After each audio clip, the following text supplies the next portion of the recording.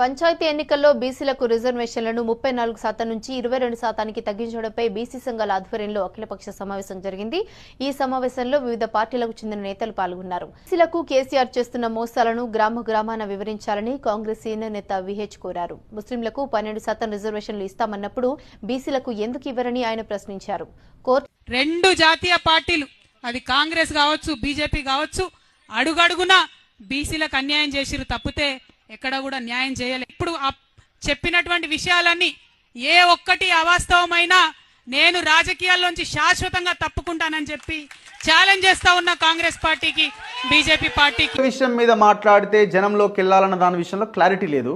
ఆ clarity miss అయ్యి సంబంధం లేని సబ్జెక్టులను ఎంచుకుంటున్నారు ఆవిడ.